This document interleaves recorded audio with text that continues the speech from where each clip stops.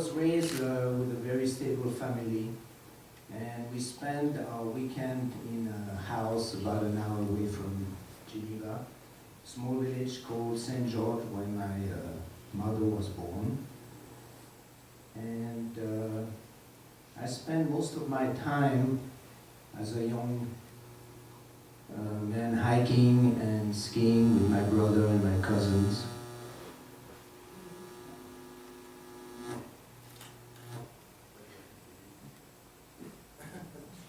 So anyway, I learned a lot about being independent in nature. My parents, especially my father, gave my brother lots of freedom. I rode my bike when I was able to ride all the way to, where did we go? I rode my bike a lot, all the way to St. George, which was about a 4-hour ride. And then when we got older, we had a moped, so we just rode our moped all the way up the mountain. I also did my first real stranger hitchhiking to St. George. And I found out that the world out there was truly not that dangerous. As a teenager, I got involved with a group of young people doing kayaking in the summer and skiing in the winter. I started to realize that my world, the home that was comfortable with loving environment, was not only always the case for other people. Quite often at the end of our weekends, some of my friends were not going back to a loving and happy place. Some were back, sometimes even crying about the chaotic place they were going back. And that's what made me feel curious about what is out there. At age 15, I left Geneva and I chose to go to Basel to start my cooking career. My father helped. He was working for a big beer company that had restaurants, and I chose to leave Geneva and go back to Basel to be away from my friend and learning another language. I felt it was a great choice. My uncle had a restaurant in the US. I was thinking of traveling, and what an opportunity to travel, being a chef, having always food on the table in front of me, and just figure out what was that big, wild world with all the unknown in it. I spent 3 years in Basel, Switzerland, away from my scheduled life. What a transition. I found myself in a town that did not speak French. They spoke German, and I could not speak a word of German. So I had to learn German, and it worked okay. It was a little hard. You know, the life in kitchen is not the loving place that you have at home with a good mom. But I was able, through being a hard worker, and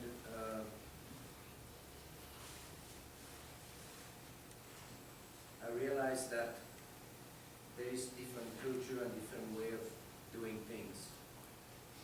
So I stayed there for 3 years, finished my apprenticeship, and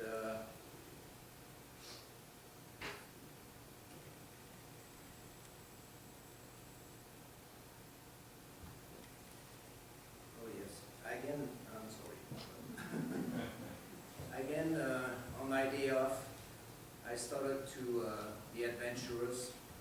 I hitchhike, I bicycle, I took the train, I even rode my moped. Then when I became, I think 15 or 16, I was able to buy a little car. I bought a Fiat 850. And I just drove from Geneva to Basel, back and forth, and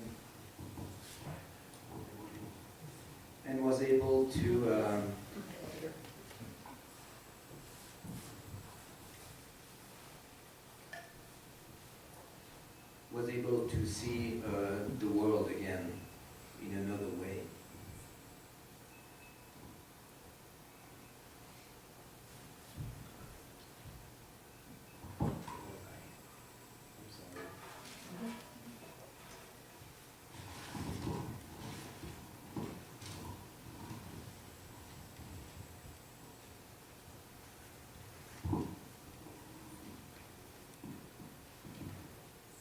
Being equipped to earn a living, I was ready for my next transition.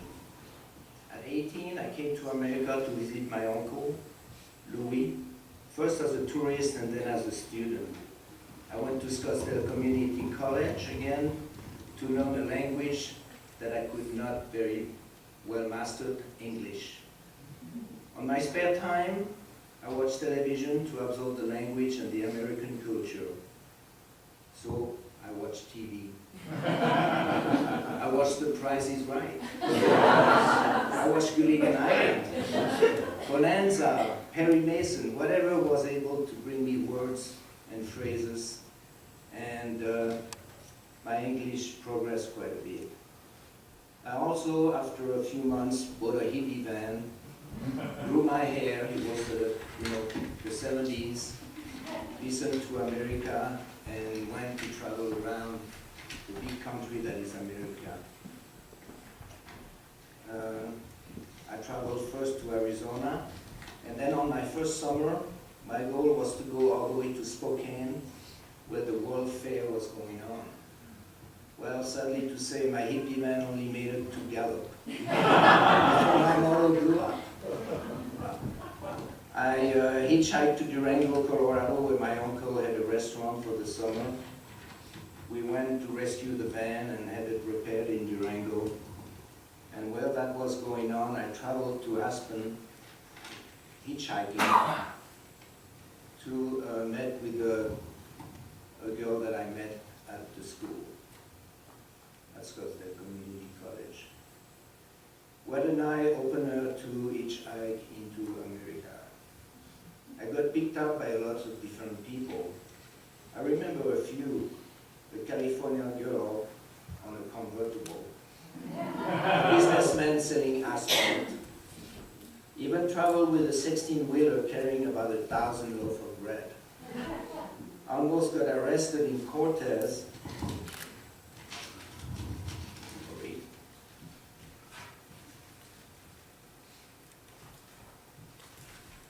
Oops.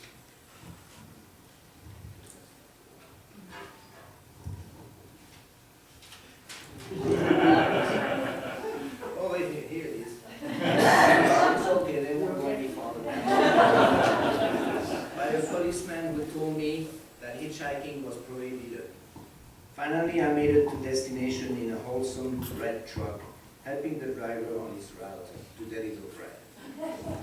Well, in Aspen, there is one thing I remember, is that I borrowed somebody's bicycle and I went all the way up Independence Pass. My next transition was ready to happen. After talking to a friend from Switzerland, we made a plan to go to Mexico, Belize, and Guatemala to film some archaeology sites. I was responsible to drive my hippie van. So, by June, I was on the road with the Swiss friends, and we traveled all the way across America to go to JFK to pick up the other part of the group. We went through Yellowstone Park, Mount Rushmore, drive between 6 steel-wheeler at rush hour in Chicago, saw the Niagara Falls.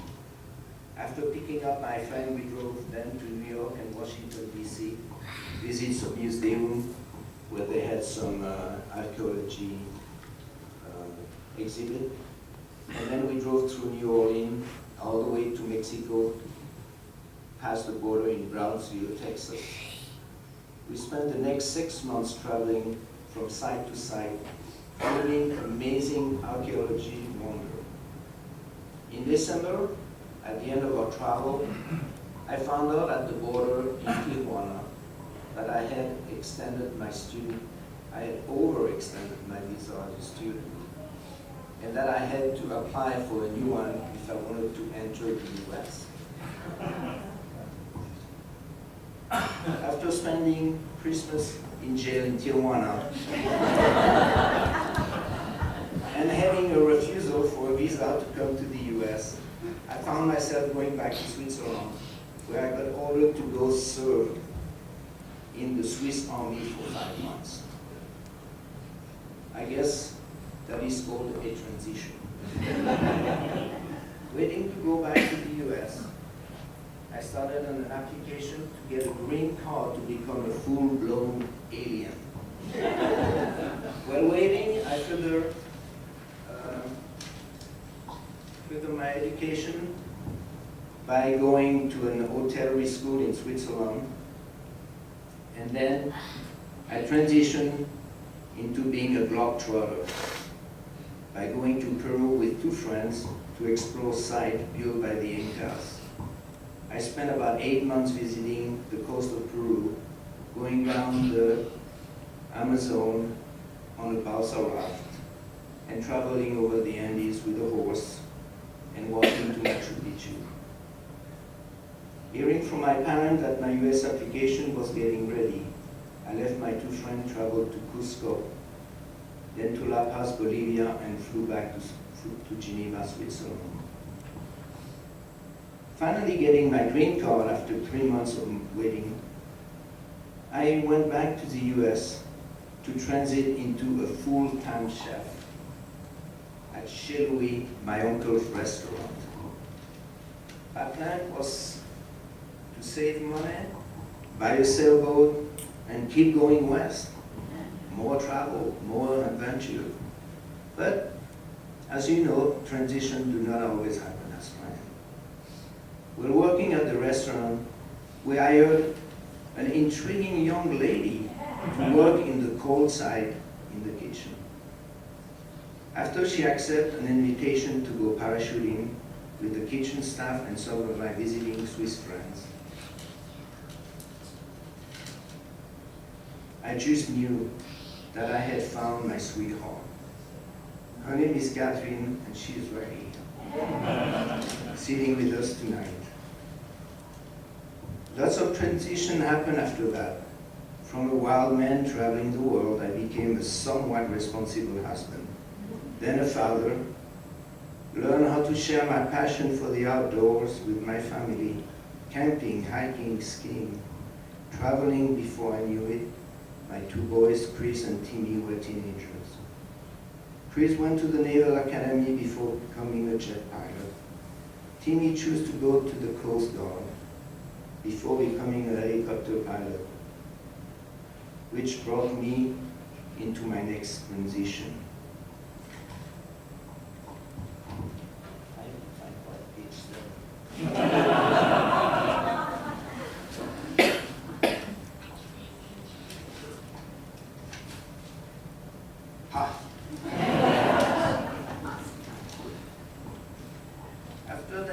After 2 years of paperwork, on October 6, 2006, I had the privilege to become an American citizen. The kids being gone from home, I was time to transition into retirement. Not completely though. From being a chef, I became a ski patroller full-time at Sunrise, where I had the opportunity to ski and work with my Apache friends. In the summer, I transit between being a gardener, a traveler, even a biker for months. I still have the need today, like I did in the past, to travel and explore the world, meet strangers, realizing more and more that we all have the same needs, which is to understand, love, and respect each other. Wherever we are from, Switzerland, US, Apache Nation, or anywhere else. Thank you for listening.